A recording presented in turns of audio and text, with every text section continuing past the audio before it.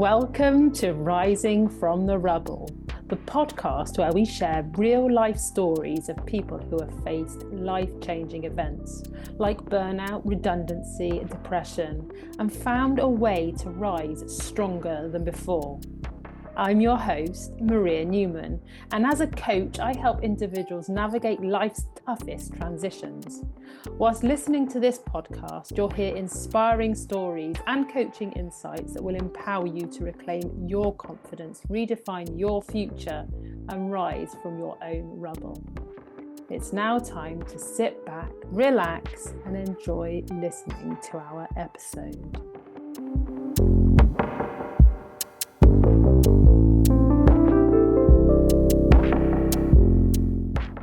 Mike, and thank you for joining me today. Hi Maria, it's great to be here. Yay! So, what makes your story meaningful to others? So, having gone through quite an intense burnout in my previous career, I've learned a lot about myself and I've done a lot of self-reflection, and now I help others to find new ways to live and work. And who will benefit the most from hearing your story? I think those who've experienced burnout or feel like they're going through a burnout, those thinking of career change, and those who are wondering, is this all to life or is there more? And what's the most important takeaway to take from your experience? I think the biggest thing that I often talk about is the fact that you're replaceable everywhere but at home, and your family need to come first and you have to make that a priority. Oh, I love it. So, Mike, who are you and what is your story? Thanks, Maria. So I was an educator for many years. I was a teacher for many years and a school leader for over a decade. I went through a very traditional kind of, teaching career path. So I was a history teacher and then I was very good at it. So I started to climb the ladder. I became head of history, head of humanities. Then I went on to run a sixth form and do various other school leadership roles. I ended my career as a deputy head teacher of a large secondary school in the southwest, a high performing, successful secondary school, and that was great for a while, but slowly I sort of realized that teaching as a profession was becoming more of an identity, and it was taking over my life rather than kind of giving me opportunities and giving me energy. It was very much draining all of my energy away and taking control of everything that I had. So I found myself with increasingly less time for friends and family, and I went through quite an intensive burnout situation at work where just more and more kept being added on without anything being taken away, and the pressures of education with the funding cuts and recruitment, retention, changes in society post-COVID, everything that's kind of pressurizing the education system very much kind of took its toll on me and meant that I had to take a step away from that role. So I ended up leaving mainstream education, and that was a big risk for somebody who I'd only ever worked as an employee, and it kind of, that safety and that security that comes with a kind of mainstream job like teaching, I kind of left all that behind.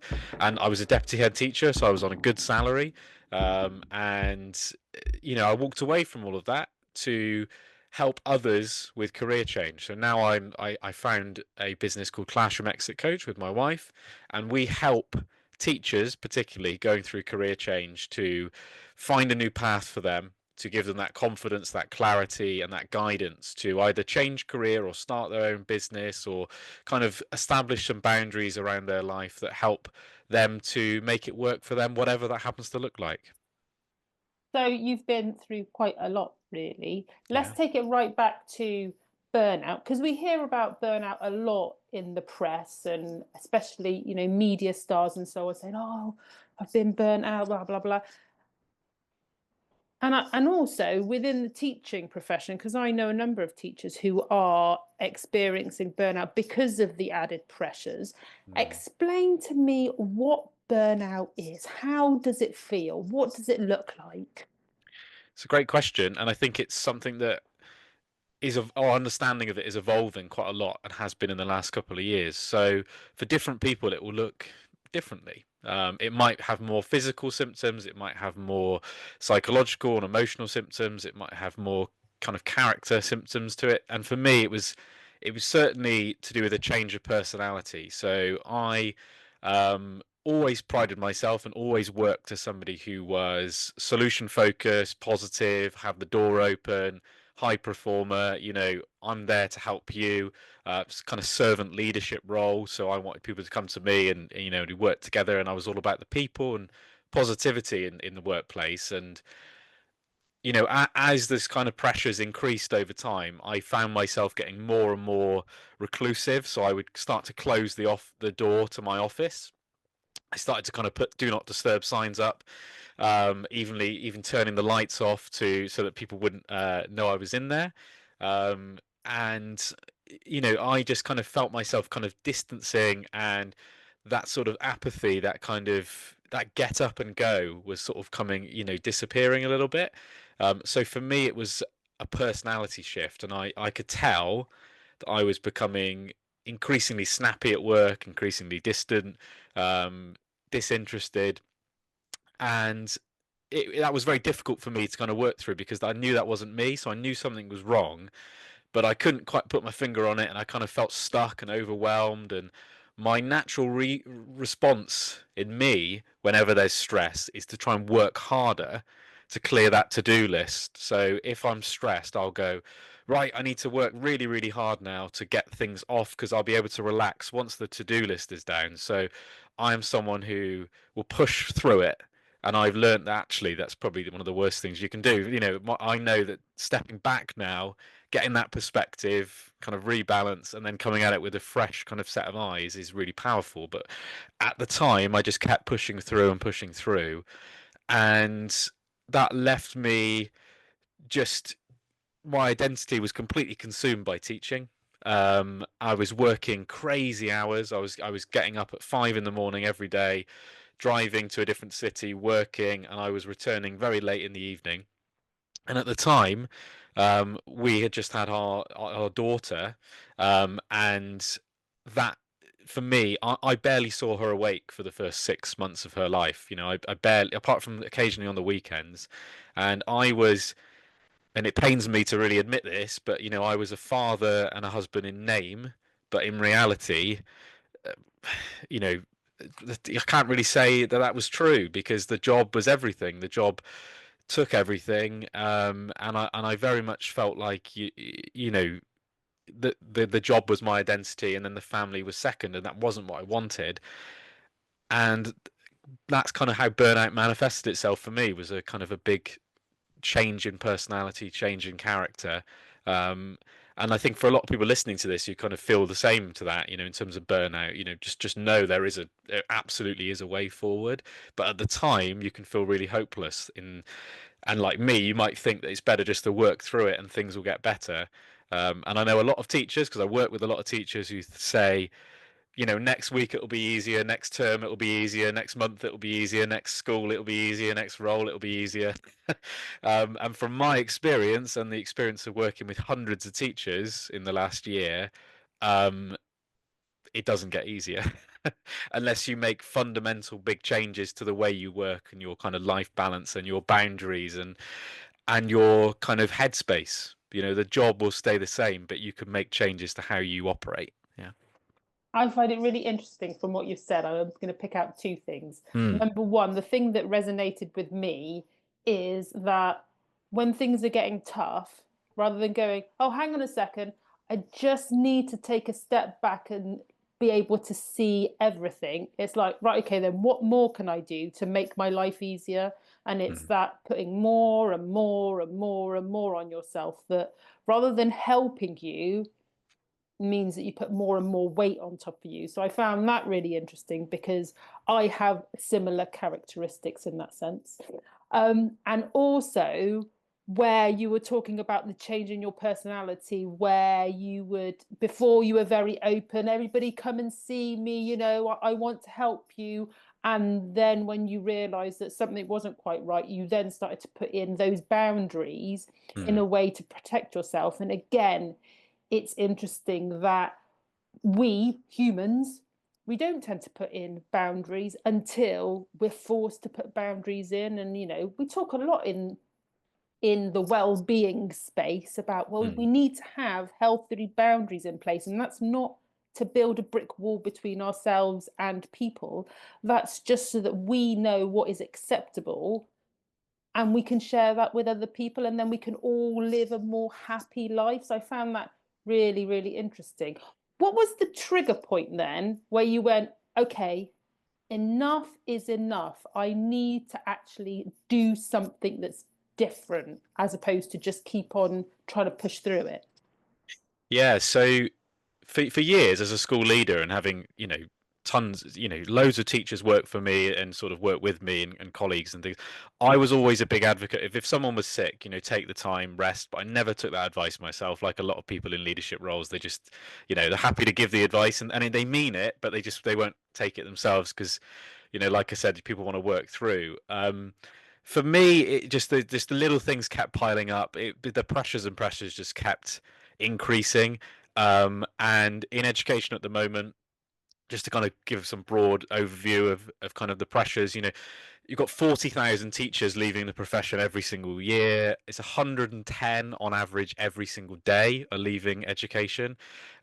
So there's really an exodus of teachers. And what that means as a school leader is you're dealing with a lot of gaps in the system. So you're constantly firefighting, not only for personnel because you just don't have enough, people to make your school run, and it has to run. There's no choice in that. You can't just send the kids home. They have to be in lessons and they have to be learning. Um, but if you don't have enough staff, that's really difficult. So that was one kind of element that just kind of kept increasing over time.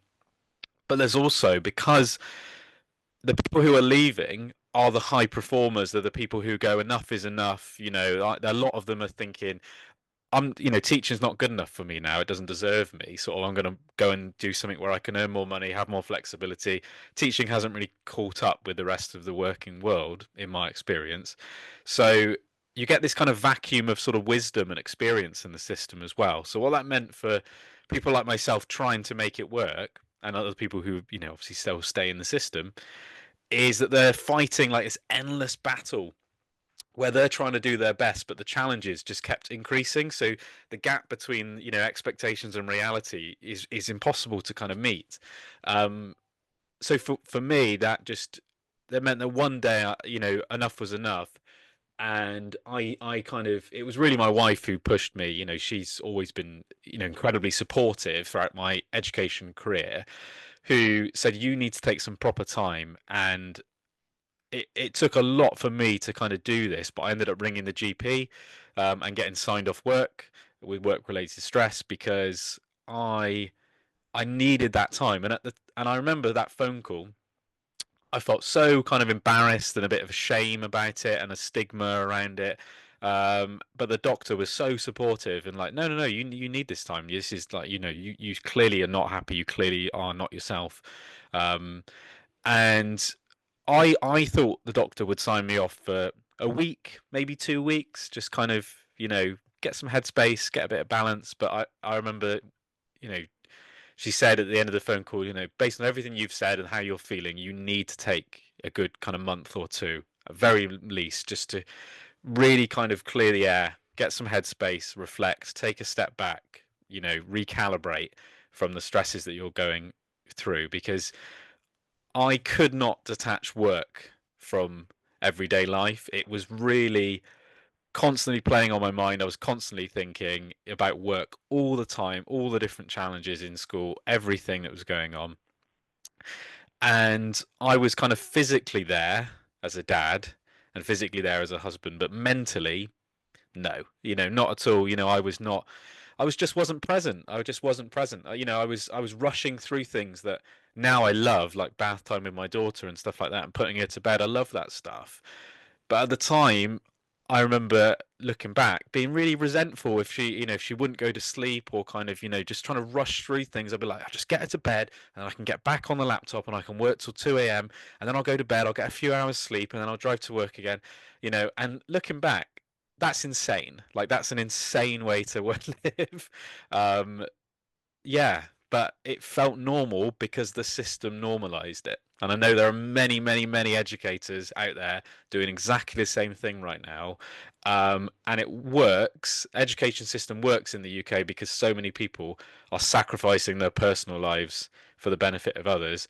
Fair play if that is what you want to do, but if there's someone if listening to this who thinks I am kind of having enough, then know that you've completely got that choice to walk away and you shouldn't feel guilty or shame or a stigma for taking time to reflect and time for you and a break after, what could have been years and years of giving this service. Yeah. So you've been signed off by the GP. You've accepted you've got some time Mm. to reflect. What did you think was going to happen in those 2 months? Not what actually happened, but what did you think was going to happen within those 2 months or those couple of months?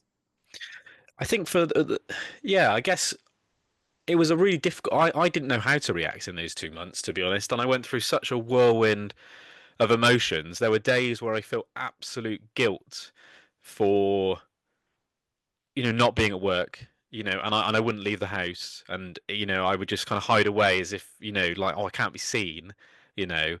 Um, and I'd always worry about being out and about or kind of even going to the shops to get food. I was just like, oh, yeah, I shouldn't be here, and it took a long time to sort of figure out a balance again and sort of what to do with my day that wasn't work.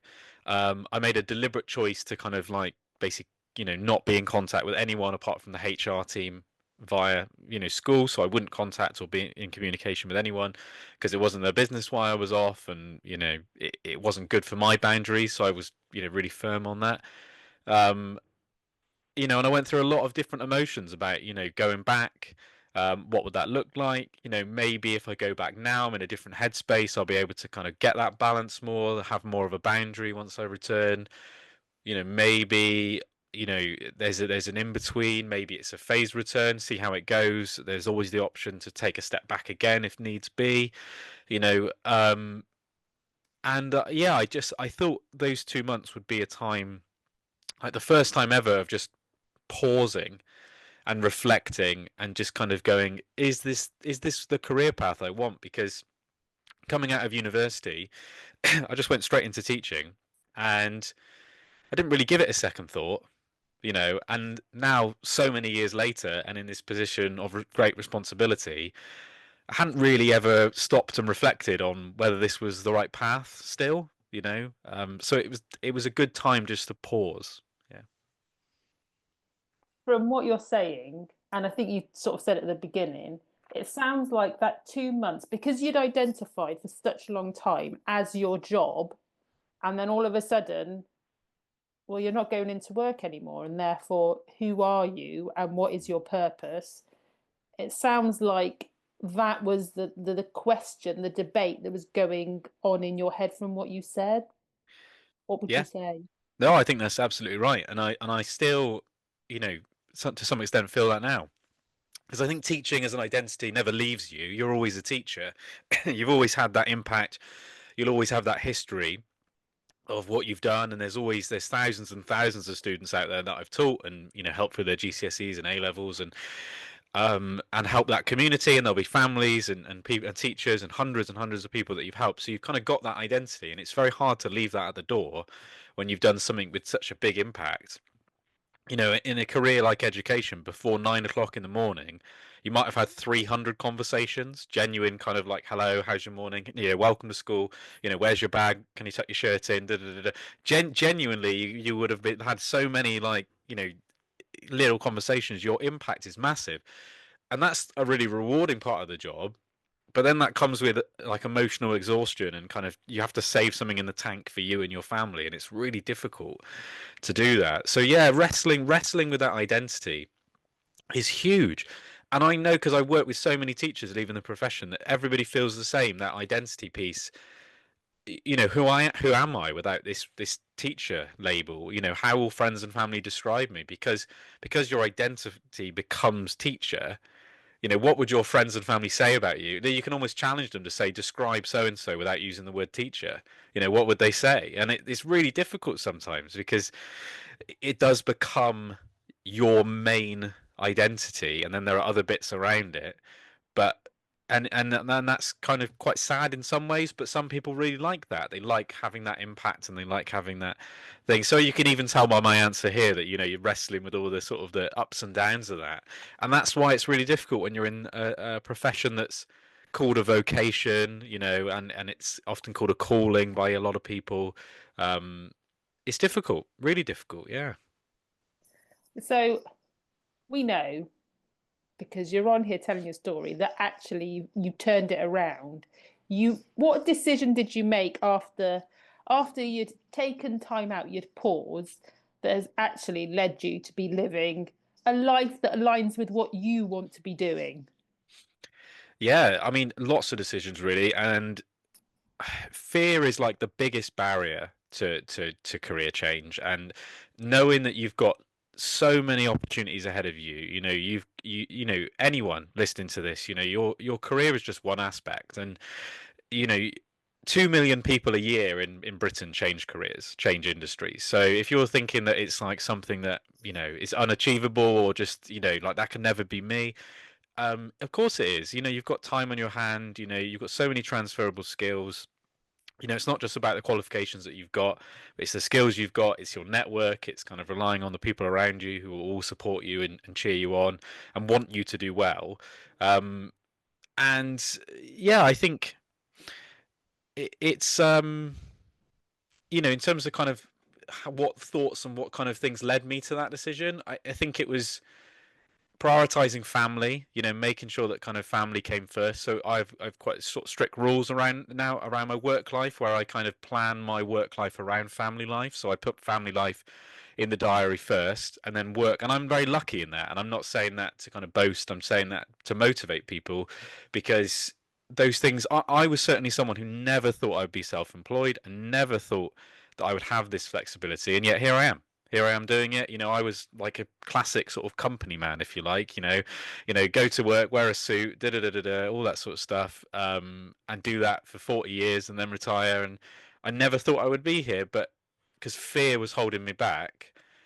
I think when you're confident and you realize actually, you know, you can do whatever you want. You know, you really can. You know, as long as you kind of have a really clear vision and you've got kind of people advising you, and you kind of you upskill yourself and you really think about what are those opportunities. And rather than looking at people and going, oh, I'm so jealous of their balance and the way what they've got and what they've built, rather kind of reframe those questions and think, how did they do that and where did they start and what were the small steps they took to kind of get on that journey, and start to learn about others and how they work and how they operate, and ask your friends and family more about their jobs and their careers, to investigate what they do. Because you know, there are certainly, and I've been guilty of this, some of my closest friends where I kind of know what they do, but I don't know like exactly what they do or what how they got there, or kind of, you know, what their day job looks like. And be curious about that sort of stuff. And that's what I did in those kind of 2 months. Is I spent a lot of time self-reflecting, being curious, talking to people, just opening my horizon and realizing those new opportunities, so that I was fully informed about my decisions ahead of me, so that it wasn't just go back or quit. It was, you know, go back and make X number of changes, you know, to all these different aspects of the way I worked and how I viewed work and the job and all those kind of things. So that pathway was not just one pathway, it was kind of 50. And then the other was leave. But again, it wasn't just leave, it was okay, leave and do this, or leave and do that, or leave and work in this way, or, you know, change career, or maybe try a different school, or, you know, so that the paths that looked really black and white were actually, you know, 1,000 different opportunities. And once I kind of reframed that, I was actually really excited about the next step, rather than like a dread of judgment either way, if that makes sense. So I was worried what people Yeah. would think. if I took A or B, and it took a long time for me to tell people my story. It took a long time to kind of own up to it, in terms of like being signed off, because again, that shame and that stigma, and now I'm happily to talk about it because I feel like a very, very different person. Um, but I wouldn't be here if I hadn't been through that experience. So, in a lot of ways, as awful as it was, it did transform my life and allow me the flexibility that I never had. And that is a great piece of advice for someone to take away who's listening to it. Because obviously, when we're at a crossroads in life, we think, well, it's either this or that. And this or that doesn't always look that nice. It's like, well, let me choose the lesser of two evils. Whereas people listening to this, if they listen to what you just said and go, okay, then it is this or that. However, within there are lots more combinations of what it could be, and what it could be can be really exciting. It's not like you either go back to what you didn't like or you quit. It's like, well, what else is in there? What else can we make of it? And like you said, rather like the little paths that can just come off of what you think is either yes or no, there's loads of options. And for me, I like that you talked about, it's the fear that keeps us stuck.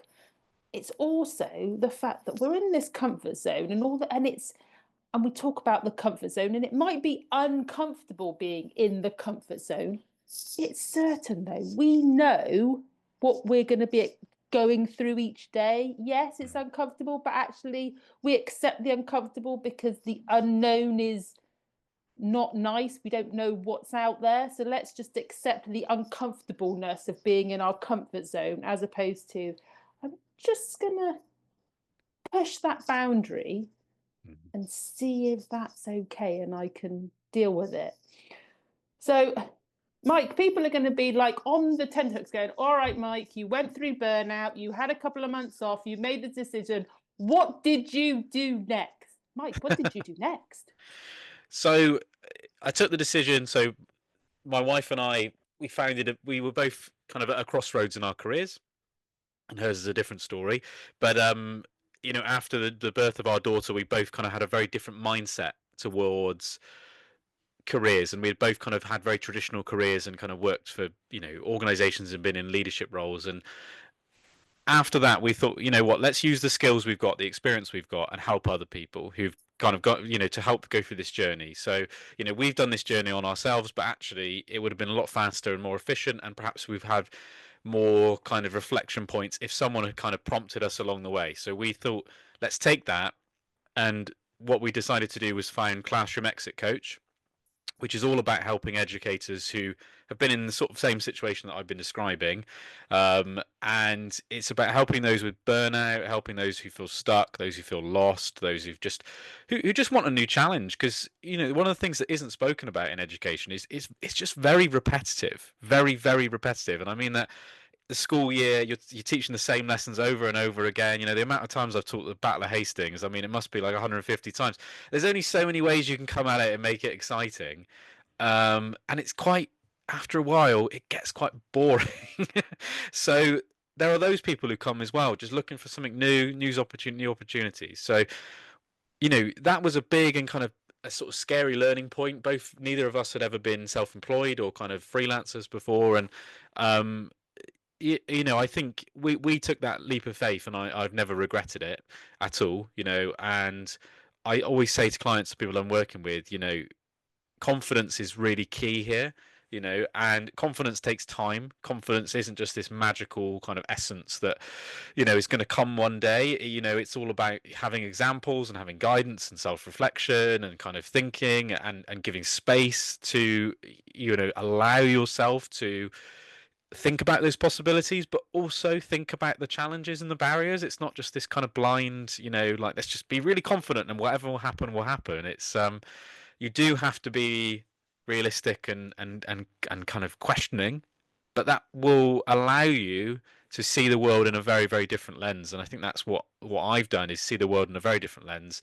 Know that there are so many different ways to work. It doesn't have to be set in stone and these kind of traditional career paths anymore. I think life has changed so much, especially in the last sort of 5 to 10 years, but it is changing all the time.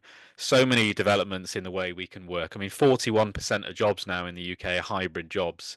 I mean, and for a lot of people who work with me, the one thing they're looking for is just flexibility. And they went into teaching because at the time, whether it would be the 80s or the 90s or whatever they went in, teaching was a flexible job. But now it's not compared to other jobs. So once was once upon a time a really kind of great job if you had kids, but now people look at it and go, no, it's not a great job anymore. This job's better, but teaching hasn't adapted, and that's a whole nother question as well. So helping people who kind of want that flexibility, and making those changes, and that's what we're all about now. And as you can probably tell, I love it. I absolutely love what I do, and I think it's lovely to work with people. It's lovely to help people, and it gives me the balance that I needed and was looking for, and allows me to kind of spend more time with family, and and still make a big impact without the burnout and the workload and the stress and the accountability and the lack of resources and that come with education at the moment. So it's pretty good. Yeah. It sounds good. So we are coming to the end of our episode together. However, I've got 2 more questions for you. The first one is, what 3 things would you like our audience to take away from this conversation? Oh, that's a good question. I think the first one is know you've always got options. You've always got options. You might not know what the options are at this stage, but they will be there, and that's why helping and even just talking with somebody can open up a whole new world. I guess the second thing would be, don't be afraid to reach out for support. Now for me that was the GP and also my fantastic wife, but for whatever it is for you, don't be afraid, because I had such a big stigma about telling people I was off sick, and telling people that I'd even left teaching. That took a while, for me to kind of find the courage to do that. Looking back, that was really silly, because all the reactions were really positive. I remember telling people I'm signed off with stress, and they were like, yeah, of course, you've been stressed for years. I was like, oh, that's good to know. So what was a big barrier in my head was nothing to them, but so I had made that a big barrier. So please don't be afraid to talk to people, because they want to help you. The third one, I don't know. I think the biggest thing is careers, and the workplace now is evolving so quickly that you will be very surprised how transferable your skills and experience are, no matter what your background, teacher or not. You will be very surprised about how you can leverage what you've already got. Career change used to be about going back to uni, going back to school, retraining, and then kind of spending years and spending loads of money to be able to do something different. But in my experience, use what you've already got, and if you feel stuck in your workplace and you feel like your career is having that big impact on your life and it no longer is serving you and fulfilling you, explore your options, and I guarantee there'll be something else you can do with the skills and experience you've already got. So those are the 3 things. I like it. So this is my final question to you. Our audience will have been listening and going, I can really relate to what he's saying. I need to be in his world. Mike, how can people connect with you? So the biggest and easiest way is I'm very active on LinkedIn. So you can find me on LinkedIn. Just search my name, it's Mike Leaman, or you can find our website, which is www.classroomexitcoach.co.uk. Feel free to follow us there. You'll find out lots more about what we do. And I always start my work with people, just like you do, Maria, with a free chat, just to have a conversation. I just want to hear more about you and how I can support you. So there's no pressure, no obligation. But if you like me and you want to find out more, and I'd love to work with you, so do reach out. Yeah. Oh, lovely. Well, thank you very much. Thank you very much. Thank you, Mike, for being so open and honest with us today. And thank you, everybody, for listening.